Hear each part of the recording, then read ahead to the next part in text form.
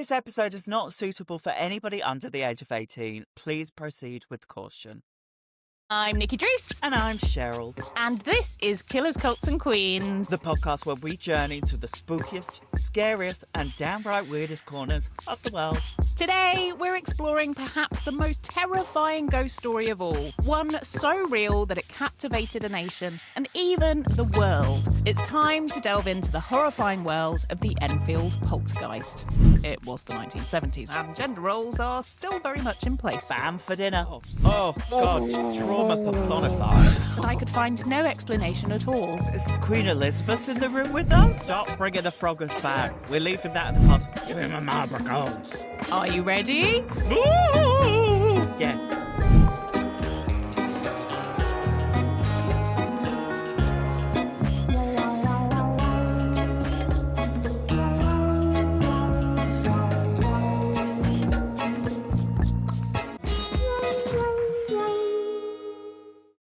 Imagine getting ready for bed in your home, settling down in the darkness, when all of a sudden, furniture starts to fly across the room. And not just something light, a whole heavy dresser full of clothes, with no one having touched it. For the residents of 284 Green Street, they couldn't have been more terrified, even calling the police. Welcome to Killers, Cults and Queens. But before we dive into today's case and get lost in the spirit realm once more in Season 4, how's your week been, Arshes? Cheryl, Nikki, I'm having a fabulous week, thank you. How about yourself? I've been pretty good. I have been so excited to get into this episode because this is one of my favourites. I've covered it before on Macabre London, and it's one that I keep coming back to time and time again because it is so interesting and there's so much going on in this case that I cannot wait to tell you about it. So excited. You know, the ghosties and the ghoulies are an area of expertise of mine, a passion. And I am so excited to get lost. And obviously we are in peak spooky season still. I say still. Look, I know it's now November, but it is always spooky season all the way up to Christmas, because if there's a nightmare before Christmas, then it's still spooky season. Yeah, I feel like the Burr months, it's perfectly fair game to have anything Halloween-y going on in those times. So Oh, for sure. All the way up until Christmas, you're all good. Yeah, you're going to be going, Feliz Bufinad. I don't know. I'll workshop that. I liked it. Thought it was good. But ghost stories around Christmas, that's a thing, isn't it? There's always a ghost story that they put out on the BBC on Scrooge. Christmas Eve. Yeah, Scrooge. The Nightmare Before Christmas, as you said. So yeah, I feel like it's all intertwined, isn't it? It's all part of the same realm. Yeah, Martha May Who. Well, the Who's are genuinely terrifying, I think. So yeah, fair enough. Each their own. I think they're fabulous. Now, we're back off into the spirit realm today, but have you ever experienced a poltergeist before? And more importantly, have you ever heard of the Enfield Haunting before? I actually haven't heard of the Enfield Haunting, but I know now that it has inspired a lot of stuff. So I've heard of it. I don't know the details. Okie dokie. Well, prepare to be pretty scared and get your EMF reader because we're going on a good old-fashioned ghost hunt today. So if you're ready, it's time to set the scene. It's been a rainy summer for the residents of the UK in 1977. And at 284 Green Street, the children living in the house were nearing the end of their summer break from school, having had a less than fun holiday trapped inside whilst the rain poured down. Boring. On the evening of the 30th of August, the children were put to bed as usual by their mum at around 9:30 p.m. and she then made her way downstairs to relax for the evening. After a short while, she heard noises coming from upstairs and dashed up to tell the kids to get back into bed. As she opened the door, she saw an alarming sight. All of her 4 children were huddled on one bed, watching the chest of drawers from the end of the room shuffle slowly across the floor. Being logical about the situation, their mother tried to push them back into place, but the drawers seemed stuck to the floor, as if something was holding them down, and they couldn't be moved. It was then the knocking started. Loud knocking sounds were heard reverberating around the walls, and the children were becoming more and more terrified. But thinking there must have been an explanation, the children's mother went next door to the neighbours to ask for their help. When she told them what had happened, they said she should immediately call the police, and she did. But what was the explanation for the creepy disturbance? And was this man-made, or was it something trying to get through from the other side? Let's find out. I don't like this already. No, is it giving you the willies? Well, that sounds like a fun thing to get the willies. No, it's just more the fact that you cannot explain what is going on. And trying to move something whilst it feels like somebody's holding it down. I mean, I'm fascinated because it hasn't happened to me, but at the same time, I'm trying to put myself in the situation of being like, Jesus, if the chest of drawers opposite my TV would move like that, I'd be shitting it at 3:00 in the morning. So I can only imagine how terrified these little Enfield children were. Yeah, if you saw something like that, you're trying to hold it together, aren't you? Because you might not necessarily believe straight away that this is something paranormal, because that's not necessarily where my brain would go. But I just feel really sorry for them because this is happening and they've got no idea what it is. So, of course, they're terrified. If your furniture starts flying around, surely there must be a logical explanation for that. I've got a prediction. It's Yeah? Matilda Wormwood outside with her finger doing the magic, throwing the portraits around Miss Trunchable's house. Agatha, this is Magnus. Give my bumblebee a home. No, No. nothing. Nothing. Okay. Right, shall we get into it? Yes. In the family-focused suburb of Enfield in North London in the summer holidays of 1977, life is continuing as it had done for countless years. This little commuter town managed to keep its small-town feel despite being swallowed into London in 1965, officially becoming part of the capital city. But even though Enfield now has capital city status, it couldn't be any further from the busy, bustling streets of the centre of the city. The little terraced houses, all neatly lined up, flank the streets, and in the evenings, the sounds of children can be heard playing in the streets whilst parents return from work and housewives get dinner on the table. It was the 1970s after all, and gender roles are still very much in place. Spam for dinner. Just like any small village, gossip travels, and the recent scandal of Peggy Hodgson, a 47-year-old mother of 4 who lived on Green Street in Enfield, having gone through a bitter divorce as a result of her husband's adultery, was fairly shocking for the time, and no doubt caused some rumours to flourish on the council estate where she lived. But despite this family upheaval, life had to go on. And behind the door of 284 Green Street, the usual hustle and bustle of daily life continued. The children living in the house, 2 girls and 2 boys, Margaret 13, Janet 12, John 11 and Billy 7, were nearing the end of their summer break from school. Those are the most 70s names I've ever heard. They really are, aren't they? Margaret, Janet, John and Billy. Yep.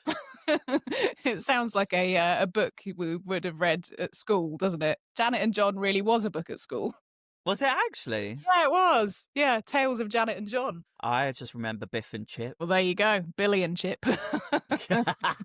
Life at home was fairly unsettled during the school months for the family, as John, the eldest brother, boarded at a school, leaving the rest of the children together to attend the same school, which probably didn't help with any feelings of separation at home. Neighbours around the Hodgsons' home were aware of how difficult the situation was for the family due to the recent divorce, and pitched in where they could. Being in government-assisted housing, with only one income to live off and many mouths to feed, wouldn't have been easy for Mum Peggy, but the kids seemed to be fairly happy, even if they did have to survive on the occasional handout from others. So life was tough, but at least they had each other.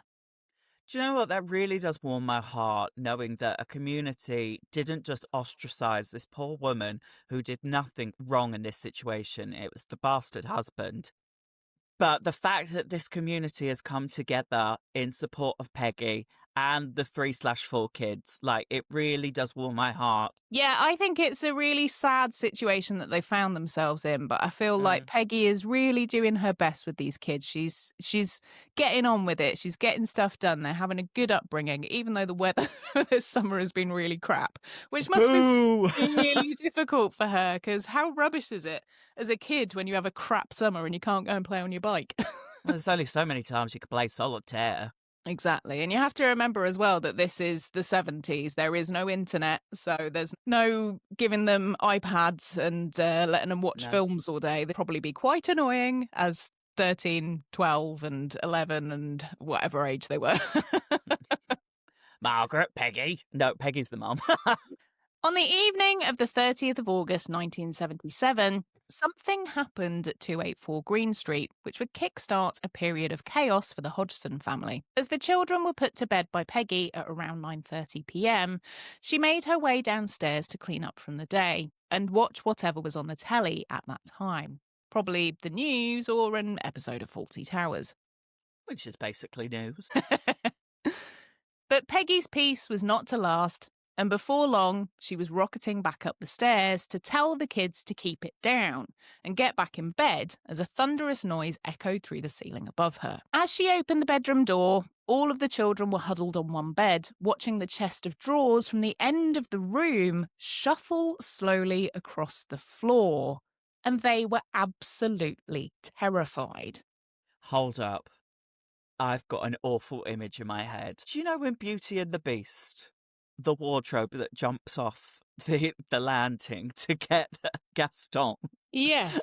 I've just got an image of this chest of drawers just moving like this and then just jumping off the landing. I'm sorry. I know this is serious. We got to bring it back. This was scary, but I can't get this image of the wardrobe out of my head from Beauty and the Beast. Yeah, I think this was less Disney, more Halloween Horror Nights. Peggy, being logical about the situation, thought that the drawers had moved for some unknown reason and tried to push them back into place. But when she pushed them, it was as if they were bolted to the floor and couldn't be moved. As Peggy wrestled with the argumentative piece of flat-pack furniture, everyone in the room heard knocking coming from the walls around them. But this was surely explainable, right? Perhaps next door were doing some building work which had caused their joined properties to shake. So, seeking some answers, Peggy went next door to speak to her neighbour, Vic, and his wife, who was also called Peggy. And you can tell that name has fallen out of favour because you'd be hard-pushed to find one Peggy on a street nowadays, let alone two living next door to each other. I'm telling you now, when I have a child, I'm going to call them Peggy. Peggy H asked Vic if they'd been doing any building work, and they said no. Vic suggested the sounds may be coming from dodgy plumbing, and as he just so happened to be a builder, he said he'd pop round and take a look, and if he couldn't help, he'd call a plumber friend of his. After a thorough look around the home, Vic couldn't find anything that may be causing the noise, and was as bemused as the rest of the family. After more loud knocking, which Vic was now witness to as well, the builder turned paranormal investigator really said, "Who you gonna call?" But it wasn't Ghostbusters on the end of the line, it was the police. I thought this was Freddy foreshadowing Ghostbusters the movie. No, it's not. It's just calling the police. Not as fun. Hey, also, I'm sorry, if you're doing building work at 9:30 at night, you're asking for trouble. Well, I think Peggy was going around there to give them what for, to say, what the hell are you up to? This is 9:30 at night and I've got 3 kids next door that are trying to sleep. They've got school in the morning. Well, they didn't. It was summer holidays. Yeah. Very good point. But honestly, if I heard relentless banging coming from next door, I love both my neighbours, don't get me wrong, but I'd be going, come on, guys, what are we playing at? What's going down? Are you yelling timber? If so, do you need help? Because that's the only reason I can imagine the banging coming. Because if you're putting up an IKEA wardrobe at 9:30 at night, I'm sorry, you can wait till the AM. I used to have, living downstairs from us, somebody who played the double bass, and they would regularly come home from being out at gigs and then start playing the double bass at like 3 a.m. So that was really nice. It's a time and a place. Like, I'm always courteous. If I've got a collation of people coming round my house for a shindig, then I'm always letting them know, like, look, I've got X amount of people coming over. It's never many because I haven't got a large living room, but I'm still conscious how noise bleeds through terraced houses. So, yeah, at least she knew something was up and went and tried to resolve it, because your mind wouldn't jump straight to the paranormal, would you? No, I think she's seeking good solutions for real life problems, but unfortunately, that's not what she's going to get. Things are going to turn spooky. Brilliant.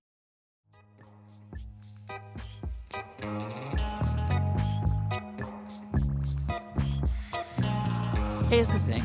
In drag, every look tells a story, and in RuPaul's Drag Race Match Queen, you get to tell yours one match at a time. You start small, a few gems, a little shimmer, but divas, before you know it, you're unlocking wigs, gowns, and makeup all for free. Every board you clear helps you bring your drag fantasy to life. And yes, you even get to toot and boot the looks of other players from around the world. And aye. This isn't just puzzles, divas. It's a competition. It's the thrill of watching your drag evolve as you perfect your strategy and create a world that is unapologetically you. With new queens dropping in all the time and fresh themes keeping it fierce, every play feels like you're on your own runway. So if you're ready to match fierce and serve legendary, download RuPaul's Drag Race Match Queen free on the App Store and Google Play. Because the runway isn't on TV anymore, it's in your hands.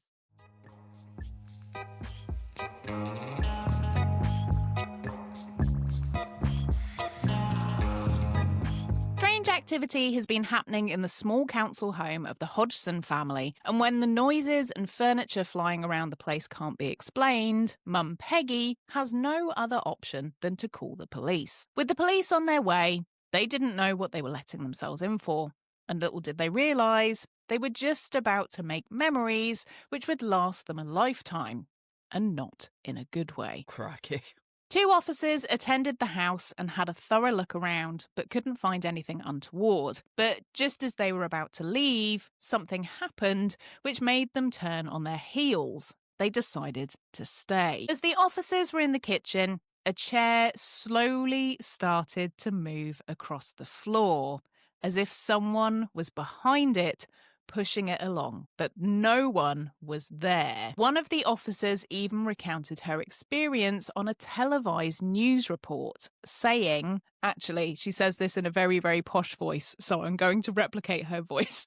Oh, please. I checked for wires, under the cushion, under the chair, but I could find no explanation at all. Is Queen Elizabeth in the room with us? That was the poshest voice I've ever heard in my life, Nikki Druce. Is very posh, very, very posh. And it's out there on YouTube if you want to have a look and see how well I did. Oh, please. I'm sorry. I wouldn't be calling the police around for a game of prank the police with some wires pulling a chair across a room. Like, I've got more important things to be doing to be wasting time of resources like that than silly child games. Without much else the police could do, as no crime had been committed and the perpetrator couldn't be seen to be arrested, Peggy called the paper to see if she might be able to find someone to help her, as by this time it had been a few days and no one was getting much sleep due to the all-night activity. Graham Morris was a journalist for the newspaper The Daily Mirror. Not applying data. After receiving Peggy's call in the evening, Graham was instantly intrigued and arranged to visit the house later on the same night. Graham thought there may be a small puff piece story to be extracted from the situation, and it would be a quick and easy article to publish. But he got slightly more than he bargained for. In fact, this article would go on to be a major point in his career. Shortly after midnight, the intrepid reporter arrived at the home. Graham was welcomed into the house by a rather nervous Peggy and shown into the kitchen where he had a cup of tea. And the family regaled him with the events they'd witnessed so far. This all sounded quite far-fetched, and Graham politely nodded along as he listened. But time was ticking on, and he began to wonder if Peggy may just be a lonely housewife who was inventing a story in order to have a chat with a stranger in her kitchen at 1 a.m. Well, this is before chat roulette, isn't it? Do you think that's what Peggy would have done? I'm going straight on chat roulette. Tell everybody about the poltergeist. Look at this. Just stuff flying around behind her. What do you reckon? With her tits out. Yeah. After some time and not much appearing to happen, I wonder how many times he slapped his thighs and said, right, time to leave, Graham decided to wend his way out into the silent street outside, but was halfway down the garden path when Peggy flung open the door and whispered for him to come back inside, as something had started to happen. Of course it did. Graham scuttled back inside, and as he went into the kitchen, he saw Lego bricks and marbles floating and flying around the ceiling with seemingly nothing touching them or causing them to be there. Some were like projectiles, and others hovered around the room. As Janet, the second eldest of the children, came into the kitchen after hearing the commotion, Graham said the Lego and marbles became more erratic, and one flew across the room, hitting him with force and causing him to bruise. Now, how fast do you think a Lego brick would have to be travelling to cause a bruise? And shall we carry out that experiment on Patreon? Yeah, I think we should. Okay. But I think it's also me a hindrance because, in the words of Natasha Bedingfield, I bruise easily, so be gentle when you handle me. Like, the smallest touch on my arm and I'll bruise. So I think a Lego piece could hit me at 1 mile an hour and still bruise me. But I don't know. I think it's got to be some brute force for a Lego to bruise. A marble, on the other hand, not so much force because they're quite weighty. Yeah, marbles are pretty weighty. I feel like you could easily lob one of those and do some damage. But Lego's pretty light, isn't it? Just don't stand on it, whatever you do. Yeah, that would definitely be the worst thing. Just as bad as an upturned plug, and I've done that recently, so... Oh God, trauma personified. Alarmed by the situation, the neighbours Vic and Peggy began hiding the cutlery just in case whatever was causing the floating toys took a liking to throwing knives. What's this, the circus? Now, Peggy H had also asked Vic to come over and take a look, and his wife Peggy came along too. After all, who doesn't want to be woken up to go and look at floating Lego in their neighbour's kitchen at 1 o'clock in the morning? I know I'd be straight out of bed for that. This seems like quite the party trick. After trying to take several photographs and failing to catch the objects in flight as they weren't showing up on film due to their speed, Graham called it a night and left the house, saying he was quite shaken by the ordeal and had no way of explaining what he'd encountered. Over the course of the next few days, after the original activity, the family were growing weary, and after contacting the church, council, and anyone else who may be able to help, Graham spoke to his bosses, and the Daily Mirror visited again with 2 senior journalists. Not blind daters. Now, with several eyewitnesses having seen the plastic projectiles hurtling through the air, they decided to call in the experts. But who do you call when you see a little ghost walking down the street? What you gonna do about Ghostbusters? Give this diva her Grammy, her Oscar, her Tony, and her Emmy, because that was fantastic, Nikki Druce. So that's a niche reference from Be Kind Rewind there for you. But yeah, they had to get some help from the UK's Ghostbusters. We know them and love them. It's the Society for Psychical Research. The people who busted Helen Duncan a few episodes ago, and in this instance, a few decades earlier. But unlike Helen, this paranormal activity seemed entirely real. Yeah, I'm starting to believe this. And normally I don't believe journalists, but in this instance, I do. It seems very convincing, doesn't it? The fact that there are things floating in the air and hurtling around the kitchen and actually causing people damage. It seems pretty legit to me. So it's a wet and windy late summer evening in Enfield in London, and after strange occurrences have been happening at a council-owned terrace house, eyewitnesses decide to call in reinforcements to try and help the family get to the bottom of what is going on. Maurice Gross from the Society of Psychical Research was particularly interested in the case, and after being presented with the reports from the Daily Mirror and their intention to make the story front page news, he decided to attend the house to investigate. The Society for Psychical Research was formed in 1882, the oldest research group in existence for studying paranormal and psychic occurrences.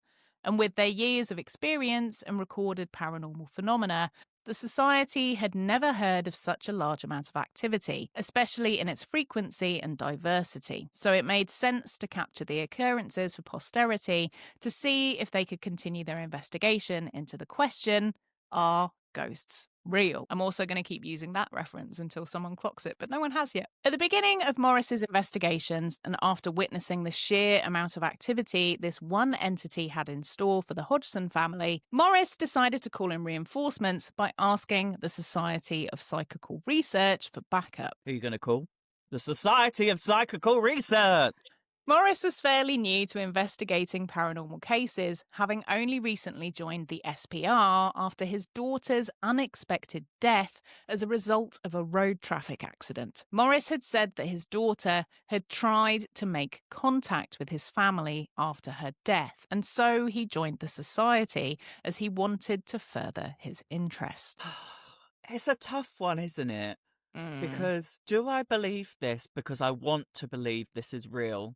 Or is it actually happening? In this case, we have to remember that Morris has gone through some awful trauma in his life. This is a huge thing that's happened to him. His daughter's died, and I feel that he really is trying to get answers of whether the afterlife is real, and I feel that he is looking for reassurance, and it would be very easy in that instance for him to side with, yes, it is real, because he's looking for something to comfort himself, isn't he?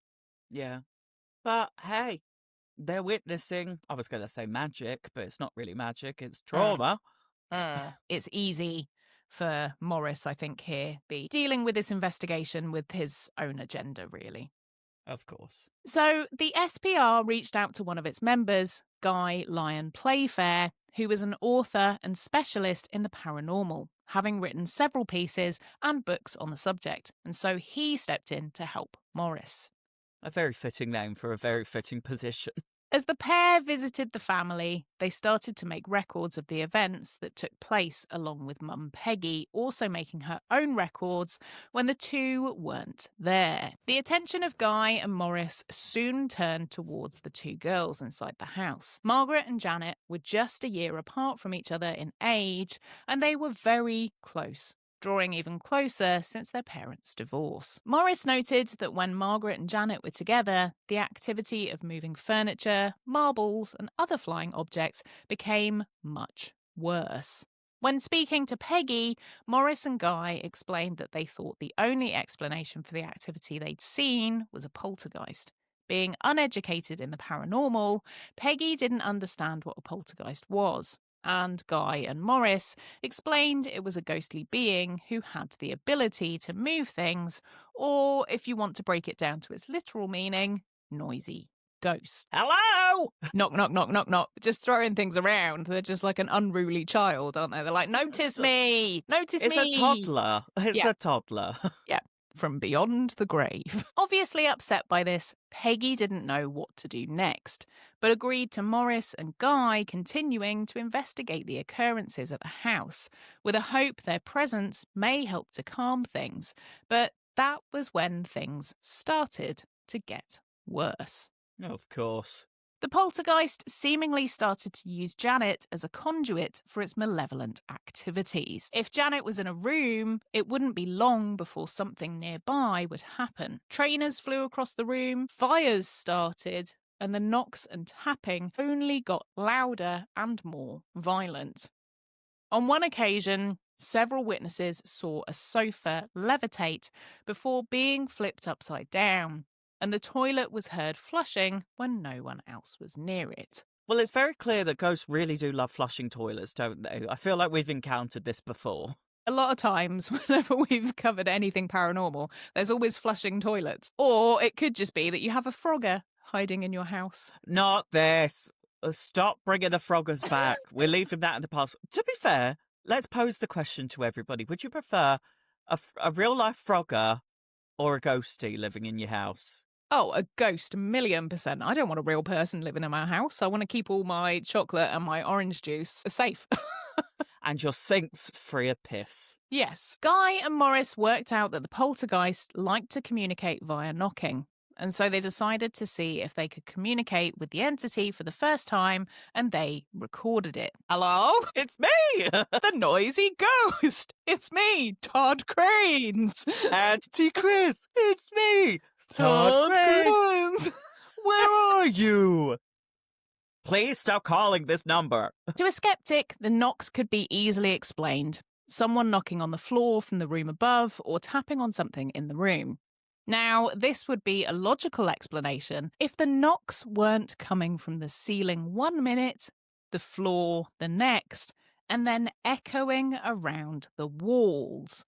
A routine even the most deft athlete would be hard-pressed to run around to complete. No Usain Bolt going on there. One evening, the family had settled down to watch TV when they heard a dog barking in the living room, followed by whistling. No dog had been brought into the house, and the girls were quite excited but scared by this new development. Morris heard the barking and whistling and decided to start asking the poltergeist some questions.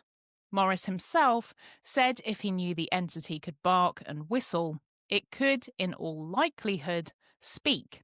And his thoughts were correct. Stop it. Why can't Janet feel you? I'm invisible. You're invisible? Why are you invisible? Samaritans.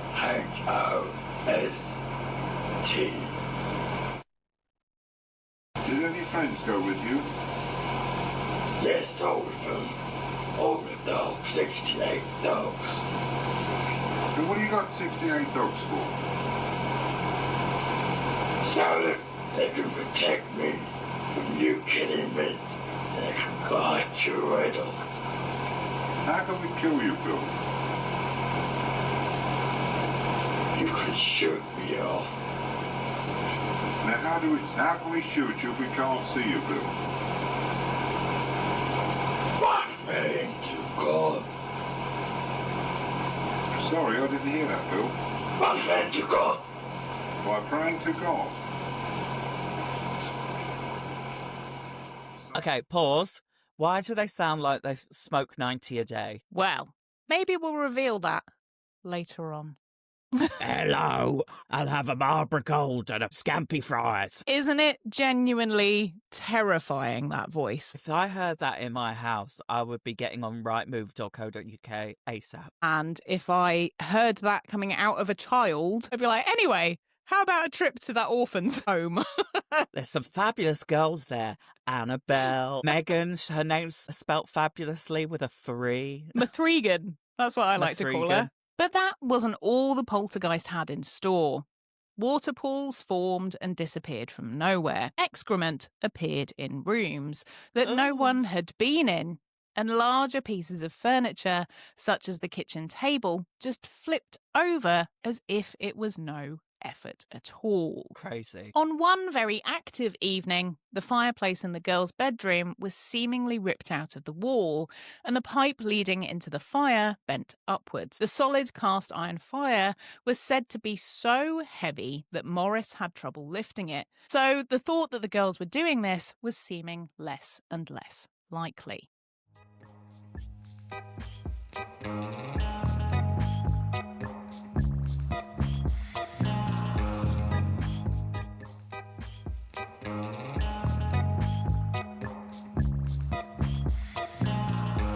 The family and the poltergeist had now attracted quite the buzz around their story, and people from all over the world were dropping by to see if they could help. Paranormal experts from Guy's previous workplace in Brazil came to visit the girls and had a short-lived calming experience on the spirit in the home. The family also had a visit from the infamous paranormal investigators Ed and Lorraine Warren.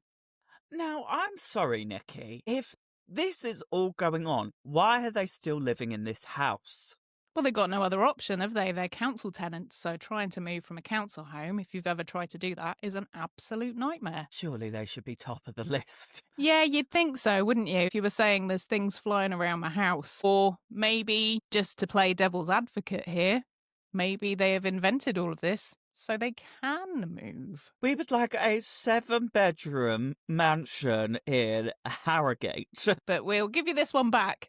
but it's got a touch of the ghosts. You might want to clear it out. Bring your sage. Now, just in case you've not seen any of the Conjuring films, the Warrens were a married couple who investigated over 10,000 cases of paranormal activity in their lifetimes, including the Amityville murder case, now known as the Amityville Horror and a notorious fake. And they also claimed a supposedly possessed doll from 2 roommates called Annabelle. My girl! So they put Annabelle on show in their Museum of the Occult, and we know she's been getting up to some mischief in recent years on her tour of America and cursing Matt Rife. Or maybe he did that himself. Annabelle featured in the film The Conjuring and has later had several sequels of her own. The Warrens said the activity inside the house was unlike any other they'd seen. Lorraine Warren recalled in an interview that she had seen the 2 girls levitating in the bedroom and floating to such a degree that they crisscrossed over each other as they flew around the room. Cha-cha, real smooth. Janet said in a later interview that she gave as part of the DVD extras for the film The Conjuring 2, of which the Enfield case was the subject, that she felt comforted when Lorraine visited and that she was very kind. Other reports from different authors and journalists have said, however, that the Warrens were refused entry into the house as they arrived uninvited by the family, and Peggy told them in no uncertain terms to jog on. Well, they're just trying to make it about themselves, aren't they, instead of helping, really? There's differing reports on this, because if somebody comes to you with a movie deal and says, oh, actually, this is based on the Warrens, did they come to your house or not? You might change your tune about that, mightn't you? Well, if there's cash on the table. Exactly. By this time, Janet had been seen frequently levitating, not just by those in the family, but also by independent witnesses out on the street who happened to be passing by. One afternoon, a lollipop lady who was getting ready to carry out her usual shift at the school nearby came to collect the large metal sign which she stored near the Hodgson's house. As she walked by with a friend, she said she heard a few knocks on the window above. As she looked up, she saw some books hit the window, and soon after, Janet flew past the window horizontally. This is Kate Bush. If only could, I make a deal with God.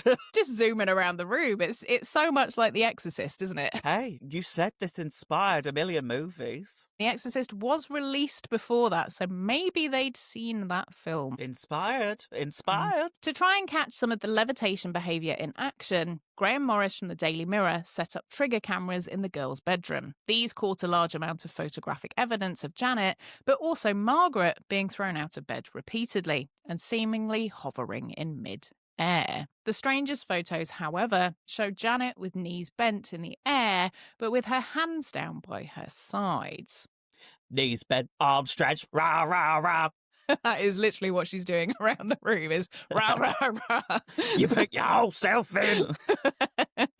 Morris said that Janet and Margaret would both be thrown out of the bed numerous times a night, landing awkwardly on top of each other or sometimes even landing face down. And the carpet on the floor of a 70s council house can't have been the most comfortable place to have landed face first. Think of the burn. Oh, yeah, it's definitely that kind of carpet, isn't it? You know, it's the scratchy kind. Now, this is creepy. Janet was quite often found to be asleep whilst levitating or in a trance-like state. One evening, Peggy's brother John heard a loud bang come from the girls' bedroom and ran in to see Janet balanced on top of an old radio on top of the chest of drawers. When John spoke to Janet, she was fast asleep and took quite some time waking up to get her back into bed. My back is hurting at the thought of that already. At this point, the ghostly activity has been going on at Green Street for over a year. Along with the levitations, the voices were becoming more frequent, louder, and now consisted of several different people talking. The most common voice was that of Bill, who you heard earlier, who had a very deep, gravelly voice. Give him a Marlboro Golds. In order to find out if Janet was using trickery with her voices, Guy and Morris asked ventriloquists to check the voices she produced. Ventriloquists were unable to find any way this type of harsh, gruff voice could be used in such a long, sustained way without causing any damage to the throat. Bill would often talk for long periods of time without Janet getting a sore throat or coughing. And sometimes the voice would also come through Margaret, and it sounded exactly the same. Yeah, you can't bullshit that. Lip sync queens, mama. When talking about the voices, Janet would often say it felt as if the voice was coming from behind her and not from within. And this was definitely proven when tests using tape to cover her mouth and also filling her mouth with water were both used without much effect to the voice at all. Oh, wow. As the year progressed, the activity seemed to hit a peak, and then it started to taper off. With less activity occurring, Guy and Morris started to visit less and less, and the investigations were slowly drawing to a close. The incidents at the home did, however, have a lasting effect on the family. Janet said in an interview she gave to the programme Jane Goldman Investigates in 2003, one of my favourite ever TV series, Janet gave her first interview since the events in 1977. She explained that she was bullied at school, and the stories appeared in the paper and on the TV, and she was given the nickname Ghost Girl. Oh, God, poor girl. Nearly 50 years on, it's easy to look at the Enfield case and say it was all a hoax. But with so much evidence, a score of independent witnesses and tests showing that the girls were indeed not faking the activity, it's hard to refute the occurrences at 284 Green Street. If the case was a hoax, it was one that was kept up for a long amount of time and is seemingly very difficult for adults to replicate. The girls did admit at the time and were caught by Morris faking a very small amount of activity, which they said accounted for around 2% of the overall recorded evidence. But if the girls did learn to fake the events, how did they obtain the abilities to do so? Magicians couldn't find a way to recreate the events, so how did teenage girls manage to outsmart them? The situation the girls had found themselves in with their mother's divorce must have been incredibly stressful for the whole family. And with both of them approaching and going through puberty, this must have been an incredibly unsettling, scary, and depressing time for them. Janet has later said that the events were life-threatening, and if she had to go through them again, she doesn't think she'd survive. Wow. Perhaps the activity was caused by projections from the girls, something which latched onto their energy and used their bodies as a way of speaking to the outside world.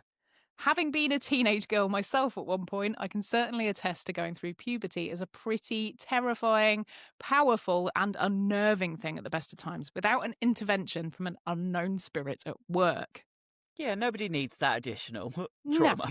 No, you definitely don't. Maybe the girls managed to channel their feelings into something that created this spirit, but as they didn't even know what a poltergeist was until Morris explained it to them, it seems hard to believe they were capable of making it up. But I'll leave you with this.